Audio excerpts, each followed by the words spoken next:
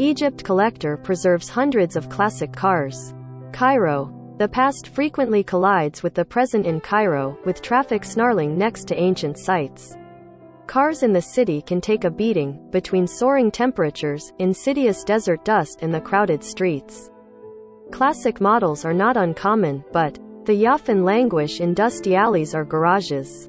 One man, however, has decided to try to preserve a slice of Egypt's four-wheeled history. Car collector Mohammed Wadden says he has accumulated more than 250 vintage, antique and classic cars.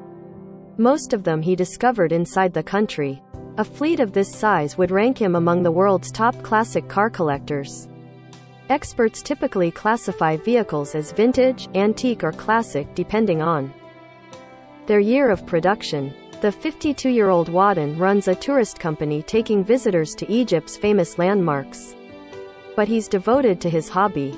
He owns several different garages to keep all of them, and employs a full-time team of mechanics for maintenance. He says one of the challenges is in getting the car's license plates. Government employees often aren't sure how to classify them. Wadden's oldest, a 1924 Model T Ford that belonged to Egypt's last monarch, King Farouk, is a museum piece, complete with a velvet rope to mark its parking place in his garage. The country's layered history makes it a treasure trove for antiques.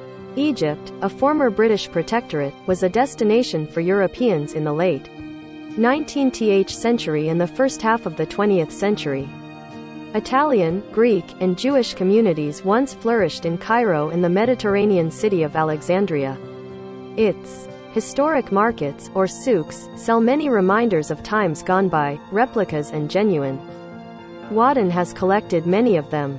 Rotary dial telephones, gramophones, and old newspapers and stamps also fascinate him. Recently, his cars have also made a name for themselves, with one appearing in a TV series set in the 1930s. He's noticed that interest in car collecting is growing among Egyptians, as more flock to classic car shows where his vehicles are displayed. One of his dearest items is his first purchase, a 1970s Mercedes. Like his other cars, he doesn't drive it often. But he says he would never sell any of his. Anyone who is passionate about those cars is unable to do without them, he said.